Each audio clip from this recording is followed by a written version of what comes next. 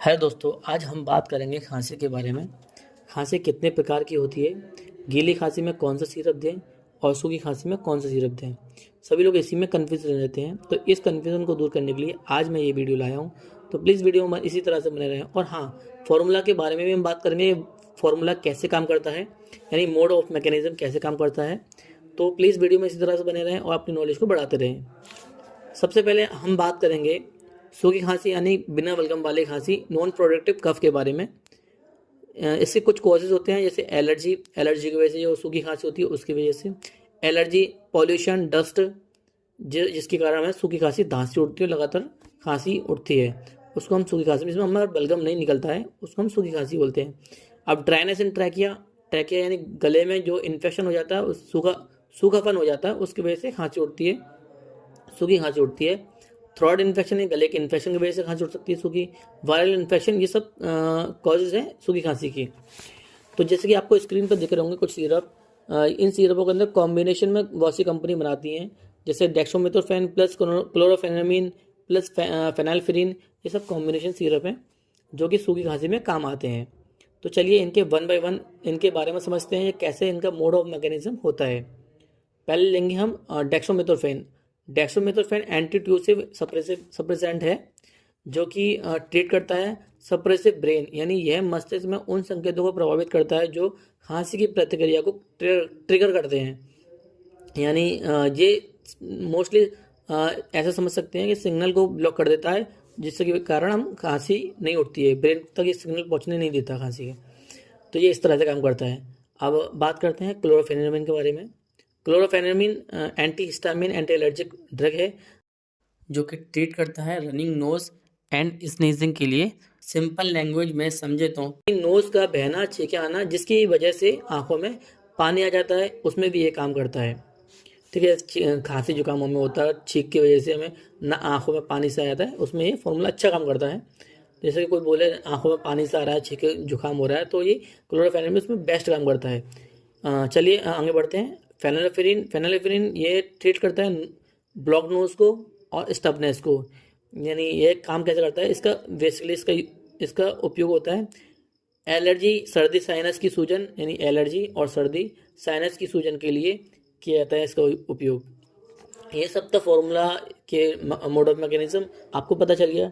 Dry cough में कौन सा सिरप देना है, ये आपको स्क्रीन पर दिख रहा है, ये फॉर्मूला दिख रहे हैं, डेक्सोमेथासोन प्लस क्लोरोफेनामिन और फेनाइलफ्यूरिन, ये सब फॉर्मूला कॉम्बिनेशन में दिख रहे हैं आपको। ये सब ड्राई कफ में दिया जाता है। ठीक है, तो अब बैड कफ के बारे में बात करते हैं। बैड कफ के क्या कारण होते हैं। तो बैड कफ के कारण क्या होते हैं, जैसे कि cold, flu, viral infection, bacterial infection. जो बैक्टीरियल इन्फेक्शन होता है उसकी वजह से भी गीली खांसी होती है, इसमें कफ बनता है। ब्रोंकाइटिस यानी ब्रोंकाइट्स ब्रोंकाइटिस होती है सांस लेने वाली नलियाँ, यानी ब्रोंची की सूजन, जिसकी वजह से बहुत अधिक कफ उत्पन्न होता है। ठीक है, जिसको हम ब्रोंकाइटिस बोलते हैं। ये तो मैं मोटा मोटा आपको बता रहा हूँ, और आपको पूरी डिजीज़ के बारे में डिटेल में पढ़ना है तो नेक्स्ट पार्ट में आप दे सकते हैं इसको। ठीक है, मैं नेक्स्ट पार्ट में इनको कवर करूँगा ज़रूर। आप चलिए आगे बढ़ते हैं। निमोनिया फेफड़ों का एक संक्रमण है, यह बैक्टीरिया या इन्फेक्शन के कारण होता है। ठीक है, अब सीओपीडी भी कफ वाली यानी बैड कफ के खांसी का कारण होता है। सीओपीडी क्या होता है, जैसे फेफड़ों और वायु मार्ग से जुड़ी एक गंभीर बीमारी है सीओपीडी। ठीक है, और अस्थमा आपको सबको पता है, दमा यानी सांस फूलना, अस्थमा होता है।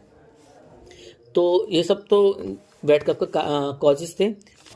बैड कफ मेडिसिन, चलिए बात करते हैं बैड कफ मेडिसिन के बारे में। यानी लेवोसल्बुटामॉल प्लस एम्ब्रोक्सोल प्लस गाबापेनेसिन एस्पेक्ट्रॉन, ये सब कॉम्बिनेशन फार्मूला है जो कि आपको स्क्रीन पर दिख रहा होगा, और सिरप भी दिख रही होंगी। इसकी कुछ पॉपुलर ब्रांड नेम होती हैं जो कि आपको स्क्रीन पर दिख रही हैं।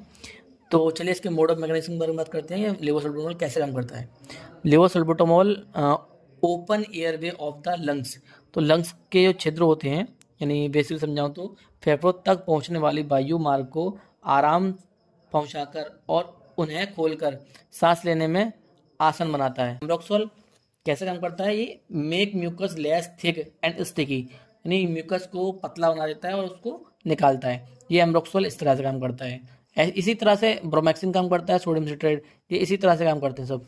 और गोफेनासिन क्लीन म्यूकस फ्रॉम एयरवे, यानी जो छिद्र होते हैं वहाँ से म्यूकस को हटा देता है। यानी ये भी इसी तरह से काम करता है जैसे मैंने एम्ब्रोक्सोल के बारे में बताया, यानी म्यूकस को थिक कर देता है और छिद्र से यानी एयरवे से हटा देता है। तो ये गोफेनासिन भी का भी यही काम करता है। बेसिकली समझाऊँ तो खांसी और छाती की जकड़न को ख़त्म करता है क्या, गोफेनासिन। ओके, तो ये आई होप आपको वीडियो पसंद आई हो।